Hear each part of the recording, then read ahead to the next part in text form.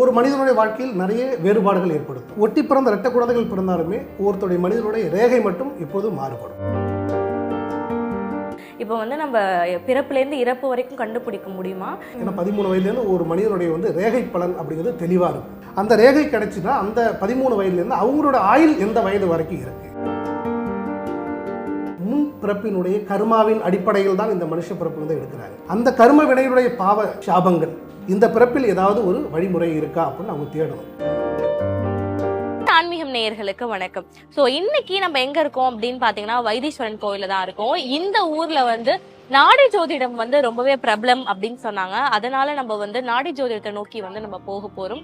So நாடி ஜோதிடம் அப்படின்னா என்ன, அதை பத்தின நிறைய விஷயங்கள் வாங்க தொடர்ந்து இந்த வீடியோல நம்ம பார்க்கலாம்.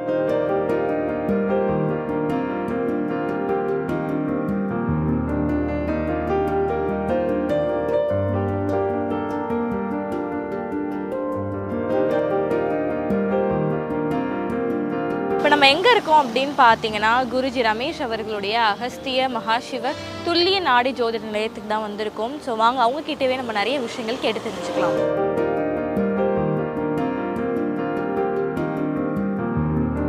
ஆன்மீகம் நேயர்களுக்கு வணக்கம். தொடர்ந்து பல வித்தியாசமான விஷயங்கள் எல்லாமே நம்ம பார்த்துட்டு வரோம். அந்த வகையில இன்னைக்கு நம்ம நாடி ஜோதிடத்தை பத்தி தான் பார்க்க போறோம். பல வகையான ஜோதிடத்திலே நாடி ஜோதிடம் ரொம்பவே வித்தியாசமானது அப்படின்னு கூட சொல்லலாம். ஸோ இன்னைக்கு நம்ம எங்க வந்திருக்கோம் அப்படின்னு பாத்தீங்கன்னா குருஜி ரமேஷ் அவர்களுடைய ஸ்ரீ அகஸ்திய மகாசிவ துல்லிய நாடி ஜோதிட நிலையத்துக்கு தான் நம்ம வந்திருக்கோம். ஸோ இந்த நிலையத்துல இருக்கிறவங்க கிட்டே நம்ம நாடி ஜோதிடத்தை பத்தி கேட்டு தெரிஞ்சுக்கலாம். வணக்கம் சார். வணக்கம் மேடம். ஆதன் ஆன்மீக சேனலுக்கு எங்களுடைய வணக்கங்கள். சொல்லுங்க மேடம். சார், இங்க நவகிரக கோயில்கள் எல்லாமே இருக்குது. குறிப்பா வைத்தீஸ்வரன் கோவில் ஏன் நாடி ஜோதிடத்துக்கு ரொம்ப சிறப்பம்சமா பார்க்கப்படுது சார்?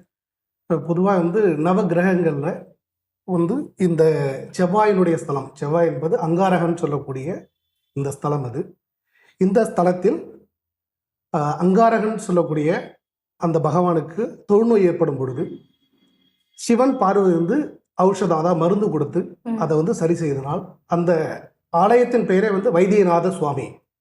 அதனால இது புகழ்பெற்ற ஒரு வைத்தீஸ்வரன் கோயில் அப்படிங்கிற ஒரு சிறப்பு வாய்ந்த ஒரு இடம் அது. சார், நாடி ஜோதிடத்திலே பாத்தீங்கன்னா பல வகைகள் இருக்குது. இதுல பாத்தீங்கன்னா நீங்க எதை பின்பற்றுறீங்க சார்? பொதுவாக நாங்கள் சப்த ரிஷிகள், அதாவது இந்த ஓலைச்சுவடிகள் நாடி ஜோதிடம் எழுதி வச்சிருக்காங்க. முக்கியமாக நாங்கள் அகஸ்திய ரிஷியை எழுதி வைத்த ஓலைச்சுவடியை நாங்கள் பின்பற்றி வரோம். பொதுவான ஜோதிடத்துக்கும் நாடி ஜோதிடத்துக்கும் உள்ள வித்தியாசம் என்ன சார்? பொதுவாக நாடி ஜோதிடம் ஜோதிடம் இரண்டுக்குமே நிறைய வேறுபாடுகள் நிறைய உண்டு. பொதுவாக ஜோதிடம் அப்படின்னு பார்த்தீங்கன்னா ஒரு மனிதன் தான் பிறந்த நேரம், காலம், இடம் அதை வைத்து அவருடைய அது ஜாதகம் கணித்து, அதாவது 12 ராசிகளில் எந்த ராசி, என்ன நட்சத்திரம், என்ன அவர் பிறந்த நேரத்தை கணக்கு வைத்து என்ன லக்னத்தில் பிறந்தார் அப்படிங்கிறது ஒவ்வொரு தனிப்பட்ட மனிதனும் அவங்களுடைய தனிப்பட்ட திறமை கற்றுக்கிட்ட வித்தையை வைத்து சொல்லக்கூடிய ஒரு பொதுவான ஜோதிடம் ஜோதிடத்தை குறிக்கிறது. ஆனால் நாடி ஜோதிடம் அப்படின்பது அது கிடையாது. நாடி ஜோதிடம் என்பது அதற்கு அப்பாற்பட்ட ஒரு விஷயம். இது என்னன்னா மகரிஷிகள் எழுதி வைத்த ஓலைச்சுவடியை படிக்கிறது. அது விவரங்கள் படித்து சொல்வதுதான் எங்களுடைய வேலை. அது அதற்கு என்னன்னா முதல்ல அந்த நாடி ஜோதிடம் பார்க்கணும்னா ஒரு மனிதனுடைய வாழ்க்கையில் நிறைய வேறுபாடுகள் ஏற்படுத்தும். அந்த வேறுபாடுகள் அப்படிங்கும் பொழுது ஒட்டி பிறந்த இரட்டை குழந்தைகள் பிறந்தாலுமே ஒருத்தருடைய மனிதனுடைய ரேகை மட்டும் இப்போது மாறுபடும். அந்த ரேகை மாறக்கூடிய தருவாயில் ஒவ்வொரு மனிதனுடைய அந்த ரேகையின் ஆதாரம் வைத்து அவர் பிறந்த அந்த ஓலைச்சுவடி எடுத்து பிறப்பு முதல் அவருடைய ஆயுள் முடிகிற வரைக்கும் வாழ்க்கையில் வரக்கூடிய நன்மை தீமையை அது மிக துல்லியமா அதை நீங்க தெரிஞ்சுக்கலாம். இப்ப கைரேகை இல்லாதவங்க கிட்ட பாத்தீங்கன்னா நம்மளால கண்டுபிடிக்க முடியுமா சார்? பொதுவாக இது கைரேகை வைத்துதான் முழுமையா தேடி கண்டுபிடிக்க முடியும். அந்த கைரேகை இல்லாதவர் அப்படிங்கிற ஒரு சூழ்நிலை அவங்களுடைய பிறந்த ஜாதகத்தை வைத்து கணக்கிடலாம். அது கொஞ்சம் எங்களுக்கு சிரமம். அது அந்த சுவடி கண்டுபிடிக்கிறது கொஞ்சம் சிரமமாக, ஆனால் தேடி கண்டுபிடிக்கலாம். இப்ப சித்தர்கள் எழுதின ஓலைச்சுவடிகள் மூலமா தான் நம்ம நாடி ஜோதிடத்தை கண்டுபிடிக்க முடியும் அப்படின்னு சொல்றீங்க. இப்போ இது எல்லாத்துக்குமே பொருந்துமா சார்? தமிழர்களுக்கு மட்டும்தானா, இது எல்லாத்துக்குமே பொருந்துமா? எல்லாத்துக்குமே எழுதி வச்சிருப்பாங்க? இல்லை, இது அப்படின்னு எழுதல. அது பொதுவாக மனிதன் பிறந்த, அதாவது மனுஷ பிறப்பு அத்தனை பேருக்குமே இந்த நாடி ஜோதிடம் பொருந்தும். இது தமிழர்கள் மட்டுமல்லாது அந்நிய நாடு, அந்நிய மொழி, அந்நிய இனத்தவரை சார்ந்த மதத்தை சார்ந்தவர்களுக்கும் எழுதப்பட்டிருக்கு. ஆனால் அது எல்லாருக்கும் கிடைக்குமா அப்படிங்கிறது சொல்ல முடியாது. ஓ. ஏன்னா ஒரு மனிதன் இந்த பிறப்பில் தனக்கு இந்த ஓலைச்சுவடி கிடைக்குமா, ம். பார்க்கறதுக்கான அந்த பிராப்தம் இருக்கா, யோகம் இருக்கா, ம். அதுக்கு 2 விஷயம் முதல்ல வேணும். முதல்ல வந்து திருவருள், குருவருள்னு சொல்லுவாங்க. ம். திருவருள்னா வந்து பகவானுடைய அனுகிரகம். அது மட்டும் இல்லாமல் இந்த குருவினுடைய ஆசீர்வாதம் ரொம்ப ரொம்ப முக்கியம். இந்த ஆசீர்வாதமும் அனுகிரகம் இருந்தால் மட்டுமே இந்த பிறப்பில் அது சாத்தியமாகும். ஓகே. இப்ப நாடி ஜோதிடத்துல என்ன மாரி விஷயங்கள்லாம் துல்லியமா கண்டுபிடிக்க முடியுமா சார்? இப்ப வந்து நம்ம பிறப்புலேருந்து இறப்பு வரைக்கும் கண்டுபிடிக்க முடியுமா? இல்ல வந்து சில குறிப்பிட்ட விஷயங்கள் மட்டும் தான் நம்மளால வந்து சொல்ல முடியுமா சார்? இல்லை, வாழ்க்கையில் வந்து நீங்கள் பார்க்கக்கூடிய, அதாவது எந்தெந்த வயதில் பார்க்கணும் அப்படிங்கிற ஒரு பிராப்தம் ஒன்று உண்டு. ம். பொதுவாக வந்து ஒரு 13 வயது காலகட்டத்திலே இந்த ஓலைச்சுவடியை நம்ம தேடி இருக்கலாம். ஏன்னா 13 வயதுலேருந்து ஒரு மனிதனுடைய வந்து ரேகை பலன் அப்படிங்கிறது தெளிவாக இருக்கும். ம். அந்த ரேகை கிடைச்சுன்னா அந்த 13 வயதுலேருந்து அவங்களோட ஆயுள் எந்த வயது வரைக்கும் இருக்கு. ம். இதில் வந்து இடைப்பட்ட வாழ்க்கையில் வரக்கூடிய நன்மை தீமை இதில் வந்து என்னன்னா வந்து ஒரு 12 அத்தியாயங்களா இதை வந்து பிரித்து வச்சிருக்காங்க. ம். ஓகே. நெக்ஸ்ட் வந்து இப்ப எல்லா ஜோதிடத்துலயும் வந்து பாத்தீங்கன்னா பரிகாரம் அப்படின்னு ஒண்ணு இருக்கு சார். இப்ப இதுவே வந்து நாடி ஜோதிடத்துல வந்து பரிகாரம் இருக்குதா சார்? இப்போ எழுதி வச்சிருக்காங்க, ஆனால் எல்லாருக்கும் இருக்குமா அப்படிங்கிறது சொல்ல முடியாது. ம். ஏன்னா வந்து முதல்ல இந்த சுவடி கிடைக்கிறதுங்கிறது பெரிய விஷயம். ம். அது கிடைத்தாலும் இந்த பிறப்பில், ம். அதாவது ஒரு மனிதன் பிறப்பு எடுக்கிறது என்னன்னாக்க அவங்களுடைய முன் பிறப்பினுடைய கர்மாவின் அடிப்படையில் தான் இந்த மனுஷ பிறப்பு வந்து எடுக்கிறாங்க. ம். அந்த கர்ம வினையுடைய பாவ சாபங்கள் அது வந்து அறுக்கிறதுக்கு, அதாவது நிவர்த்தி பண்ணுவதற்கு இந்த பிறப்பில் ஏதாவது ஒரு வழிமுறை இருக்கா அப்படின்னு அவங்க தேடணும். ம். அது தேடி எடுக்கும்போது அதற்கான அந்த பிராப்தம் அவங்களுக்கு கிடைத்தால் மட்டுமே அந்த பரிகாரம் அவங்களால செய்ய முடியும். இப்ப இது எவ்வளவு நாள் சார் ஆகும்? இப்ப நான் வந்து கைரேகை கொடுத்துட்டு நீங்க ஓலைச்சுவடிகள்லாம் தேடி கண்டுபிடிக்கிறதுக்கு எவ்வளவு நாள் ஆகும்?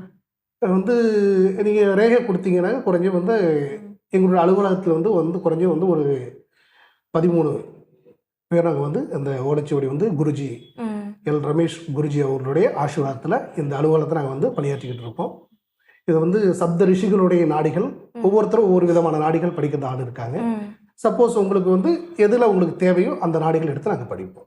இப்ப வந்து அத்திய நாடிப்படி வந்து எங்களோட ஓலைச்சுவடிகள் இல்லைன்னா இப்போ மற்ற முறைப்படி நீங்க எங்களுக்கு கண்டுபிடிச்சு தருவீங்களா? கண்டிப்பாக முடியும்.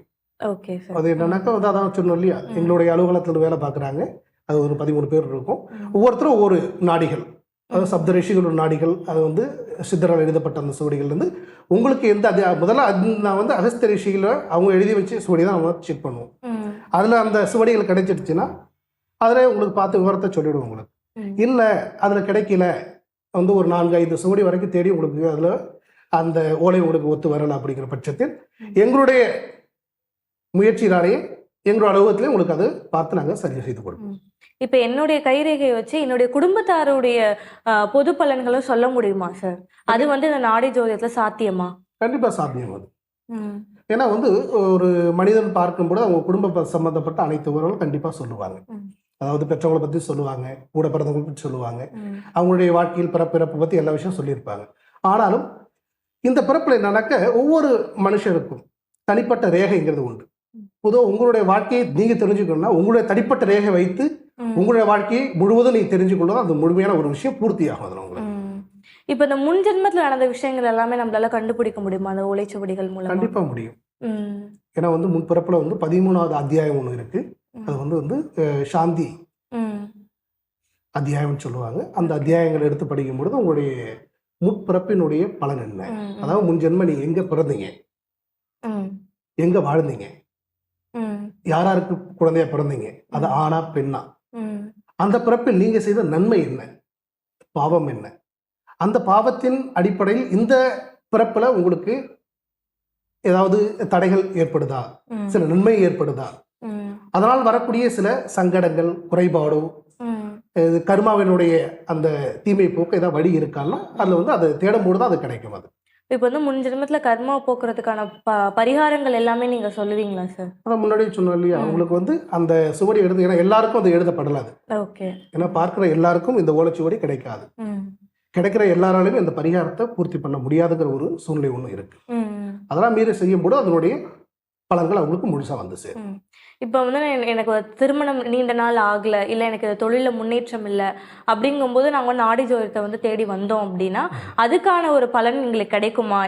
கண்டிப்பா இந்த காலத்துல வந்து உங்களுக்கு திருமணம் நடக்கும், இந்த மாதிரியான நேரத்துல வந்து நீங்க கண்டிப்பா தொழிலில் முன்னேறுவீங்க அப்படிங்கிற விஷயத்த வந்து கணித்து சொல்ல முடியுமா? அந்த விஷயம் கண்டிப்பா சொல்ல முடியும். இதற்கு தான் வந்து நாங்கள் முதல்ல வந்து 12 அத்தியாயங்களாக உங்களுக்கு சொன்னோம் இல்லையா? இது முதல் அத்தியாயம் அப்படின்னு பார்த்தீங்கன்னா வந்து உங்களுடைய வாழ்க்கையில் உங்களுடைய ரேகையை வைத்து, ஆணாக இருந்தால் வலதுகை பெருவல் ரேகையும், பெண்ணாக இருந்தால் இடதுகை பெருவல் ரேகை வைத்து உங்களுடைய முதல் அந்த ஓலைச்சுவடி நாங்கள் தேடி எடுப்போம். அந்த சுவடி கிடைச்சிச்சுன்னா அது முதல் அத்தியாயம். அந்த 12 அந்த அத்தியாயத்துடைய உங்களுக்கு பொது பலன் அதில் சொல்லிடுவாங்க. எந்த ஒரு மனிதர் முதல் முறை பார்க்கிறதா இருந்தாலும் அந்த பொது பலன் பார்த்த பிறகு மற்ற எந்த ஒரு அத்தியாயத்துக்கும் நீங்கள் போக முடியும். அது 2வது அத்தியாயம் அப்படின்னு எடுத்துக்கிட்டிங்கன்னா வந்து தனஸ்தானம், தனம், கல்வி, கண் சம்பந்தப்பட்ட தனம் என்பது வாழ்க்கையில் வரக்கூடிய சில பெரிய லாபம், பொருள் சேர்க்கைகள் எந்தெந்த வயசுல கிடைக்கும். அதே போல வந்து ஒரு குழந்தை பிறந்தால் எந்த வயசு எந்த காலகட்டத்தில் என்ன மாதிரி படிப்பு படிப்பாங்க, என்ன மாதிரி துறையில போவாங்க, எந்த வயதுல என்ன மாதிரி உத்தியோகத்துக்கு போய் அமைவாங்க, அது அரசாங்க உத்தியோகமா இல்லை தனியார் உத்தியோகமா இல்லை வந்து சுய தொழில் செய்வாங்களா, அதனுடைய வாழ்க்கையில் அது வந்து வரக்கூடிய வந்து அவங்களுடைய அந்த பலன் பத்தில் கல்வி சம்பந்தப்பட்ட இந்தியாவில் படிப்பாங்களா இல்லையா வந்து வெளிநாடுகள் போய் படிப்பாங்களா அப்படிங்கிற அந்த விஷயங்கள். அது மட்டும் இல்லாமல் அவங்களுடைய கண் சம்பந்தப்பட்ட சில விவரங்கள் கொடுத்துருப்பாங்க. கண்ணா வந்து அவங்களுடைய கண் பார்வையில் ஏதாவது குறைபாடு ஏற்படுமா, அது எந்த வயதில் ஏதாவது ஏற்படக்கூடிய அமைப்பு, இல்லைன்னா ஒன்றும் சொல்ல போறதில்ல, இருந்தால் எந்த வயதில் ஏற்படும், அதற்கு ஏதாவது வழிமுறைகள் இருக்கா, ஏதாவது மருத்துவங்கள் கிடைக்குமா, எந்த வயதில் எந்த மாதிரி திசையில் இது கிடைக்குங்கிறத அந்த விவரத்தை நீங்கள் அதில் தெரிஞ்சுக்கலாம். அது 3வது அத்தியாயம் அப்படின்னு பார்க்கும்போது வந்து சகோதர ஸ்தானம், அதாவது உங்களுக்கு கூட பிறந்தவங்க எத்தனை பேர், ஆண் எத்தனை பேர், பெண் எத்தனை பேர், அவங்களுடைய கல்வி முறைகள், அவங்களுடைய வாழ்க்கை முறைகள், அவங்க வழியில் உங்களோட வாழ்க்கையில் வந்து உதவி ஒத்துழைப்பு உங்களுக்கு இருக்கா இல்லையா, அது எந்தெந்த வயசுல உங்களுக்கு கிடைக்கும், கடைசி வரைக்கும் அவங்களுடைய உங்களுக்கு அந்த உறுதுணை கிடைக்குமா இல்லையா அப்படிங்கிறது அதை வந்து முடியாது. அவங்களோட ஆயுள் வரைக்கும் நீங்கள் வந்து அந்த 3வது அத்தியாயத்தை நீங்கள் எடுத்து பார்க்கும்போது தெரிஞ்சுக்கலாம். பொதுவாக 4வது அத்தியாயம் அப்படிங்கிற போது வந்து தாயார், மனை, நிலம், இந்த பூமியை சொல்லக்கூடியது. தாயார் என்பது தாயார் வந்து ஆரோக்கியமா இருப்பாங்களா, உங்களுடைய வயது கணக்கெடுக்கும் பொழுது தாயாருடைய வயது எந்த வயது வரைக்கும் அவங்களோட ஆயுள் இருக்கு, அந்த இடைப்பட்ட வாழ்க்கையில் அவங்களுக்கு அடையக்கூடிய நன்மை தீமை, சந்தோஷமா இருக்கட்டும் கஷ்டங்களா இருக்கட்டும், அது உங்களால் வரக்கூடிய எல்லா விஷயத்தையும் அதை நீங்க தெரிஞ்சுக்கலாம். அம்மாவோட ஆயுள் பத்திர விவரம் நீங்க தெரிஞ்சுக்கலாம். அது மட்டும் இல்லாமல் உங்களுடைய பூர்வீக சொத்துக்கள், அதாவது தாயார் வழியிலேருந்து வரக்கூடிய சொத்துக்கள், அம்மா வழியிலேருந்து ஏதாவது சொத்துக்கள் வர வேண்டியது இருக்கா, அது வரணும் எந்த வயதில் நமக்கு கிடைக்கும், அதுல வந்து மாமன்களுடைய வந்து இடையூறு இருக்குமா இருக்காதா, இல்லை அவங்களே உங்களுக்கு எழுதி கொடுப்பாங்களா அப்படிங்கிற விவரத்தை நீங்க வந்து தாயார், அது மனை, நிலம், பூமி சம்பந்தப்பட்ட விஷயத்தை நீங்க முழுசா அதை நீங்க தெரிஞ்சுக்கலாம்.